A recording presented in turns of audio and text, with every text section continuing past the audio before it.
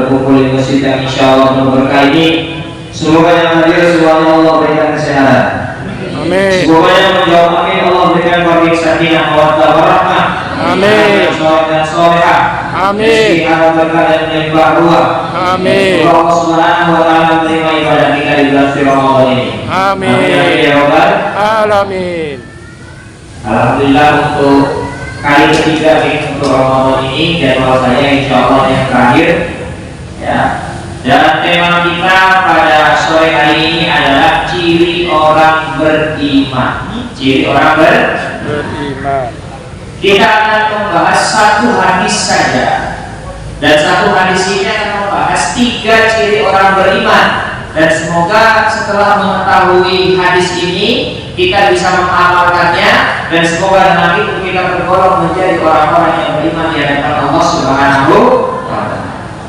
Yang pertama, Rasulullah SAW bersabda, "Man kana yu'minu billahi wal yawmil akhir falyakul khairan aw liyasmut." Ciri orang beriman kepada Allah dan hari kiamat adalah satu, falyakul khairan, dia berkata baik, aw liyasmut, atau dia. Jadi mohon maaf, mohon izin jemaah sekalian, ternyata menjaga lisan merupakan bentuk dari keimanan. Maka orang yang beriman adalah dia yang menjaga lisannya. Makanya kalau di Indonesia ada perkataan mulutmu harimaumu, itu benar. Tapi sebagai orang beriman, mulutmu adalah kualitas imanmu. Maka orang yang beriman yang dia keluarkan hanyalah sesuatu yang baik. Karena apa kata Rasulullah? Falyakul khairan aw liyasmut. Kalau berbicara yang buruk lebih baik dia memilih untuk diam. Kenapa begitu? Karena mohon maaf, apa yang kita ucapkan itu biasanya adalah apa yang kita pikirkan, betul tidak? Kira-kira jamaah pernah nggak mengatakan kata bakso? Pernah tidak? Pernah tidak mengatakan kata gudeg? Pernah tidak? Pernah tidak mengatakan kata gorpok? Pernah tidak mengatakan kata kapuruk? Satu dua sering mengatakan. Kenapa? Bakso dan gudeg kita pernah makan dan bisa mengimajinasikan atau memikirkannya, betul? Tapi kalau 3 dan 4 itu gorpok dan kapuruk adalah makanan khas Bugis. Biasanya dimakan oleh teman-teman kita yang asalnya dari Sulawesi. Orang Sulawesi sering mengatakan itu karena senang makan itu. Tapi kita yang tidak pernah makan, maka tidak pernah memikirkan, dan kita tidak pernah mengatakan. Artinya apa? Ternyata apa yang keluar dari lisan kita adalah hasil dari pikiran kita, dan itulah yang menggambarkan keimanan kita. Jangan dirahmati Allah Subhanahu wa taala, maka orang yang beriman dia akan mengatakan yang baik atau dia. Ada sebuah kisah, suatu hari ada seorang ibu yang solehah, dan ketika itu ibu ini kedatangan tamu yang agung, tamu yang mulia, maka ibu ini menyediakan hidangan yang luar biasa. Ini kan kita mohon maaf tata krama dalam ya, terutama di Indonesia itu kan kalau ada tamu kiriman kita menyediakan teh hangat, betul ya? Tapi kalau di Bugis, di Sulawesi itu harus mantri ya, bukan hanya harus menyediakan snack, tapi nasi begitu. Dan akan di sana kalau tidak makan tuh dianggap tidak menghargai tuan rumah begitu. Makanya waktu saya dulu KKN kuliah ternyata 2 bulan di Pulau Subatik ya Mak. Pulau Subatik itu pulau di ujung utara Indonesia, saking ujungnya setengah pulau itu wilayah Malaysia, setengah pulau wilayah Indonesia. Dan karena kami biayanya terbatas, maka kita makan sehari cuma 2 kali, pagi sama malam begitu. Tapi saya tidak kehilangan akal, saya siang-siang habis sholat zuhur bersilaturahmi. Dan orang Bugis punya budaya, kalau ada tamu disediakan nasi. Kalau nggak makan nasi kita nggak menghargai, cocok. Alhamdulillah. Dan mohon maaf, budaya menghargai tamu itu bahkan sudah dimiliki orang kafir Quraisy sebelum Islam datang. Jadi orang kafir Quraisy itu memang sudah punya kebiasaan tamu adalah raja begitu ya. Tapi kata Rasulullah berapa hari kita jadi raja? 3 hari. Setelah 3 hari harus tahu diri. Kamu bukan tamu lagi, tamu kok setahun. Mungkin yang mudik dan seterusnya. Hari pertama, kedua, ketiga tamu, hari keempat bukan tamu lagi. Maka kalau ada piring kotor yang dicuci, ada lantai yang kotor ya disapu. Kata Rasulullah, setelah hari ketiga kamu bukan tamu lagi. Makanya kalau bisa di hari ketiga pindah rumah. Jangan lewat Allah Subhanahu Wa Taala. Ada seorang ibu yang soleha, ada tamu yang mulia. Ibu ini menyiapkan makanan yang luar biasa. Ada tongseng, ada tengkleng, ada gudeg, ada sate, lengkap semua. Sudah dihidangkan di depan mata. Ibu ini punya anak dan anaknya nakal. Apa yang dilakukan anaknya? Dia mandi pasir di depan rumah, pasirnya dimasukkan ke dalam rumah dan pasir itu ditaburkan di makanan yang siap dimakan. Kira-kira ibu ini marah tidak? Ibu-ibu kira-kira kalau itu pelakunya anaknya ibu marah tidak? Tidak bu, Masya Allah. Marah tidak bu? Ceritanya ini ibu yang soleha. Kira-kira ibu soleha ini marah tidak? Marah. Lah makanan sudah masak luar biasa kok ditaburkan oleh pasir. Marah tidak kira-kira? Marah. Tapi karena ibu ini adalah ibu yang soleha, sambil marah dia katakan kepada anaknya, pergi kamu dan jadi imam di Masjidil Haram. Jadi ternyata karena ini ibu yang soleha, marahnya pun mendoakan kebaikan untuk anaknya. Dan anak ini ada yang tahu siapa namanya? Namanya adalah Sudes, yang sekarang beliau menjadi imam di Masjidil Haram. Kira-kira pernah dengar tidak cerita ini sebelumnya? Ada yang sudah tapi mayoritas belum ya? Kenapa? Karena mohon maaf, cerita yang terkenal di Indonesia bukan itu. Tapi ada anak nakal durhaka disumpahin sama ibunya menjadi batu, namanya maling. Betul tidak? Padahal al-kalam nisfud doa. Omongan itu setengah dari doa. Maka kita itu jangan sembarangan bicara. Anaknya nakal, dasar anak nakal, yo nakal bener. Padahal pepatah Arab mengatakan apa? Al-waladu sirru abihi. Anak itu rahasia orang tua. Jangan-jangan dulu kita waktu kecil jauh lebih nakal daripada anak kita, betul? Nah ini ngabur ya jamaah. Nah artinya apa jamaah? Orang yang beriman ucapannya itu baik. Kata Rasulullah kalau tidak mengucapkan yang baik maka lebih baik dia. Di sini ada ibu-ibu kalau marah dia ada, itu sudah benar daripada berbicara. Kira-kira kalau marah terus berbicara, kira-kira yang diucapkan positif atau negatif? Kira-kira kalau dia nyebut nama hewan itu siapa yang disebut? Mungkin nggak kalau lagi marah bilang kupu-kupu, kelinci, mungkin tidak. Mustahil, minimal kan monyet, betul tidak? Itu minimal. Maka kata Rasulullah SAW, "Falyanzur khairan aw liyasmut." Kalau tidak mengatakan yang baik maka maka mohon maaf, menjaga ucapan bukan berkaitan mengenai apa sih namanya? Menjaga kalau kau ya baik itu apa namanya? Pencitraan. Tapi menjaga lisan adalah bentuk keimanan. Gak apa-apa ini astagfirullah, insyaallah, masyaallah, subhanallah, gak apa-apa.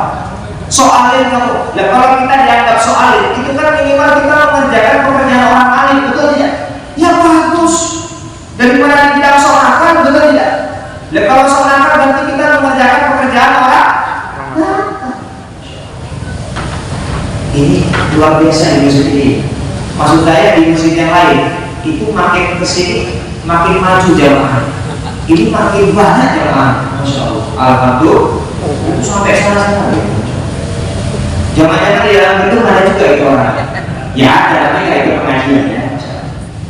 Yang kedua, masih hadis yang sama. Apa kata Rasulullah? Wa man kana yu'minu billahi wal yawmil akhir fala yu'ti jarahu. Orang yang beriman kepada Allah dan hari kiamat hendaklah dia apa? Tidak menyakiti tetangganya. Fala yu'ti jarahu, tidak menyakiti tetangga. Ini yang kedua. Maka orang yang beriman itu berbuat baik sama tetangganya, ya. Karena mohon maaf, lingkungan terdekat kita itu tidak lain adalah tetangga. Betul tidak? Dan kata Rasulullah, zalim kalau kita itu makan kenyang tidur pulas tapi tetangga kita kelaparan, itu zalim. Makanya Rasulullah menganjurkan kalau kita masak dan baunya kemana-mana, maka usahakan kuahnya diperbanyak. Bukan artinya tetangganya dikasih kuah, bukan, tapi biar bisa dibagi. Jangan sampai bertahun-tahun kita bertetangga tapi nggak pernah membagikan makanan. Tetangga kita cuma mencium bau makanan kita doang. Kita makan durian besar, karung misalnya ya, sampahnya kalau depan rumah sek baunya jos kan. Tetangganya cuma kebagian bau. Jangan begitu. Betul ya? Maka minimal kita sudah pernah berbagi makanan. Minimal kita sudah pernah berbagi kebahagiaan. Maka alhamdulillah di Indonesia ini kalau ada syukuran, ada yang bagi-bagi nasi, bagus. Ada yang bagi-bagi jajan, bagus. Pengajian, udah ya, bagi-bagi dan seterusnya. Itu membahagiakan tetangga. Karena orang yang beriman itu dia tidak akan menyakiti hati tetangganya. Dan kewajiban kita kepada tetangga bukan sekedar tidak menyakiti hati dia, tapi juga mengajak kepada kebaikan atau berdakwah. Karena lingkungan itu penting. Apa kata Rasulullah? Al-mar'u 'ala dini khalilih. Agama seseorang, keimanan seseorang itu dilihat dengan siapa dia berteman. Coba saya mau nanya jamaah sekalian, kira-kira ada nggak yang sore ini ikut ngaji karena diajak temannya? Enggak, yang di belakang Pak Ustadz. Kelihatan dari kamera. Bagaimana? Ada tidak yang ngajak temannya? Ada. Kalau kita punya teman suka ngaji, kita minimal diajak ngaji. Kalau kita punya teman suka dangdutan, kita diajak ngapain? Yuk dangdutan. Kalau kita punya teman suka nonton bioskop, diajak kemana? Ke bioskop. Makanya pepatah Arab mengatakan berteman dengan penjual besi maka tercium bau besi, berteman dengan penjual parfum tercium bau harum, plus dapat diskon parfum. Nah yang kedua dari saya ya, itu biar untuk mencairkan suasana saja dulu. Karena kadang-kadang pengajian berbuka puasa itu saingan saya bukan siapa-siapa, tapi kotak putih dan teh di depan jamaah sekalian itu ya, masyarakat. Suatu ketika Buya Hamka sedang berbicara dengan seseorang yang kerjaannya maksiat. Jadi ada seseorang yang ahli maksiat, dan ketika itu dia berbicara dengan Buya Hamka, dia mengatakan begini, Buya, saya kemarin pergi ke Mekah, kota suci bagi umat agama Islam, kota suci tempat beribadah. Tapi ternyata di Mekah saya berjumpa dengan orang-orang yang ahli maksiat. Di Mekah yang katanya kota suci, saya melihat orang yang bermaksiat, minum khamr dan dia tidak pernah ke masjid. Maka mendapatkan kisah ini Buya Hamka pun menjawab, gini-gini saya juga pernah pergi ke Amerika, bahkan saya pernah pergi ke Las Vegas, tempat maksiatnya Amerika. Tapi di kota Las Vegas saya berkumpul dan berjumpa dengan orang-orang yang ahli ibadah, dengan orang-orang yang selalu ke masjid, dengan orang-orang yang tidak suka bermaksiat di hadapan Allah. Ini jawaban cerdasnya Buya Hamka. Artinya apa? Orang itu kalau baik, dimanapun dia berada, yang berkumpulnya juga dengan orang baik. Begitupun sebaliknya. Mohon maaf jamaah yang insya Allah sudah sering ke masjid, senang ke masjid, kira-kira kalau keluar kota yang ditanya pertama apa? Masjid. Masjid, betul tidak? Tapi orang-orang yang suka maksiat baru sampai di tempat yang baru yang ditanya tempat apa? Diskotik. Masih, betul tidak? Mohon maaf, Jogja ini kan kota pelajar. Mayoritas bahkan banyak sekali mahasiswa yang dari luar Jogja, betul tidak? Kira-kira mahasiswa itu tahu nggak ada pengajian-pengajian di masjid? Belum tahu. Ada tahu nggak mahasiswa-mahasiswa itu tempat-tempat hiburan dan maksiat di Jogja? Belum tahu. Mereka tahunya dari siapa? Dari teman-teman. Betul tidak? Nah, maka penting bagi kita untuk menjaga persaudaraan, pertemanan, dan kehidupan bertetangga kita. Maka ciri kedua orang beriman adalah dia tidak menyakiti hati tetangga. Kalau masih ada yang suka julid, gosip, gibah tetangganya, maka besok Idul Fitri gunakan momentum itu untuk saling bermaaf. Betul tidak? Ini berarti sudah lebih dari 15 menit ini saya ceramah ini. Kerasa nggak jamaah? Kerasa nggak? Nggak kerasa? Saya sangat kerasa. Ya. Dikit lagi. Yang terakhir, biasanya kalau ngaji itu kadang-kadang jamaah yang dicari apa? Yang terakhir, nah itu biasanya udah setelah cocok gitu ya. Jamaah ini kalau boleh jujur, saya itu kalau ngisi pengajian dikasih 1 jam, saya lebih 1 jam 15 menit. Jadi saya itu sering bablas sampai tidak ada sesi pertanyaan. Karena apa? Waktunya saya gunakan untuk ngisi pengajian. Tapi jangan khawatir, khusus pengajian berbuka puasa saya tidak pernah terlambat, tidak pernah lebih, ya. Pasti tepat waktu sebenarnya, ya. Jadi tidak perlu khawatir. Betul ya? Karena saya pun juga mau mengawali berbuka karena itu sunahnya. Sahur sunahnya diakhiri, puasa buka puasa sunahnya diawali. Diawali itu maksudnya azan langsung minum ya, bukan sebelum azan udah minum, itu sahur. Yang ketiga apa kata Rasulullah? Wa man kana yu'minu billahi wal yawmil akhir fal yukrim dhaifahu. Hendaklah dia memuliakan tamu. Maka memuliakan tamu, menghargai tamu itu bukan sekedar akhlak, bukan sekedar tokoh kromo, tapi itu bagian dari keimanan. Ada sebuah cerita ya Pak. Ada seorang yang soleh namanya Ibrahim alaihissalam. Ini kisah nyata. Allah cantumkan dalam Quran surah Az-Zariyat ayat 24 sampai 27. Saya cerita. Hal ataka hadisu dhaifi Ibrahim al-mukramin. Sudahkah datang kepadamu sebuah kisah Nabi Ibrahim alaihissalam yang menerima tamu yang mulia, yang agung. Idakhalu alaihi faqalu salama. Qala salamun qaumun munkarun. Saya jelaskan. Jam 1 malam, jam setengah 2 malam, datang beberapa orang berbadan tegak mengetok pintu rumah Nabi Ibrahim alaihissalam. Dan apa kata Ibrahim? Qala salamun qaumun munkarun. Selamat datang ahlan wa sahlan, silahkan duduk. Kaum munkarun, orang-orang yang tidak beliau kenal. Munkarun itu kan orang yang tidak dikenal. Jadi malam-malam ini saya jelaskan detail biar jamaah bisa mengimajinasikan. Ini kira-kira kalau kita jam 1 malam ada yang ketok rumah buka jendela, ternyata orang-orang berbadan tegak kita nggak kenal, kira-kira di sini masuk tidak? Tidak. Tidak tahu.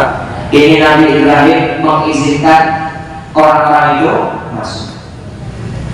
Faraqa ila ahlihi faja'a bi'ijlin samin. Setelah disediakan teh hangat dan snack, maka Nabi Ibrahim di situ belakang sebentar, ya saya di belakang dulu, dan pelan-pelan diam-diam Nabi Ibrahim malam hari itu mengambil anak sapi karena di rumahnya cuma hanya ada anak sapi, malam itu disembelih, malam itu dimasak, disediakan tongseng yang matang. Malam itu juga. Faqarrabahu ilaihim qala ala ta'kulun. Ketika sapi ini yang sudah matang dan nasinya sudah siap, dipersilahkanlah tamu-tamu itu makan. Tapi apa kata Nabi Ibrahim? Ala ta'kulun. Loh, kok gak dimakan? Jadi ternyata tamu-tamunya itu gak ada yang menyentuh masakan Nabi Ibrahim dan semuanya terdiam. Maka di Quran dijelaskan ala ta'kulun, loh kok gak dimakan? Maka lama-kelamaan feelingnya Nabi Ibrahim gak enak. Diam-diam beliau lihat ke bawah. Ternyata tamunya tidak ada yang menginjak tanah. Ternyata tamunya bukan manusia. Fa'aujasa minhum khifah. Maka ketika itu Nabi Ibrahim ketakutan yang amat sangat. Khaufun itu takut. Jamaah lihat harimau takut lari, itu takut yang biasa. Tapi kalau aujas itu takut yang amat sangat sampai lemes, gak bisa lari, gak bisa teriak. Contohnya kita lagi berdiam, tahu-tahu depan kita ada penampakan, wah gitu. Itu kan saking takutnya, gak bisa teriak, gak bisa lari, betul? Itulah yang dirasakan Nabi Ibrahim, takut sekali. Maka melihat Nabi Ibrahim ketakutan, apa kata tamu-tamunya? Fabasyaru qalu la takhaf. Tamu-tamunya mengatakan, qalu la takhaf, ya Ibrahim jangan takut. Fabasyaru biulamin alim. Kami adalah malaikat yang datang kepadamu, diutus Allah dan memberikan sebuah kabar engkau akan mendapatkan seorang anak. Padahal Nabi Ibrahim sudah sepuh, umurnya sudah 80 tahun plus, dan istrinya sudah monopos, artinya sudah tidak bisa mengandung, sudah tidak lancar lagi sirkulasi. Tapi karena Nabi Ibrahim melakukan amalan yang luar biasa, tamu yang tidak dia kenal dipersilakan masuk, bukan hanya disambut dengan ramah, bukan hanya disediakan teh hangat, tapi juga dipotongkan anak sapi, dimasak malam hari itu juga untuk memuliakan tamunya, dan Allah memberikan sebuah kabar gembira, beliau akan mendapatkan seorang anak walaupun istri beliau sudah menopos. Dan tidak hanya itu, anak beliau adalah seorang nabi. Maka dahsyat, kita memuliakan tamu itu merupakan bentuk keimanan kepada Allah. Tapi ini hadisnya buat kita memuliakan tamu, bukan kalau gitu saya mau bertamu Ustaz, ya jangan repot. Ya, kalau bertamu ya tadi 3 hari maksimal itu kita bukan tamu lagi dan seterusnya.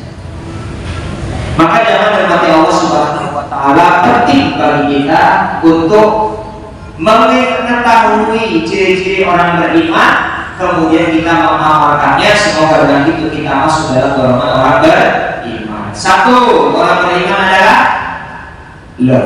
ustadznya masih di sini kok udah lupa jamaahnya. Apa 1? Falyakul khairan aw liyasmut, berkata yang baik atau diam. Yang kedua, fala yu'tijarahu, tidak menyakiti hati tetangga. Yang ketiga, falyukrim dhaifahu, memuliakan tamu. Demikian 3 poin yang akan kami sampaikan. 1 menit lagi azan maghrib, kurang lebihnya mohon maaf. Burung kirian, burung cendrawasih. Cukup sekian, terima kasih. Assalamualaikum warahmatullahi wabarakatuh.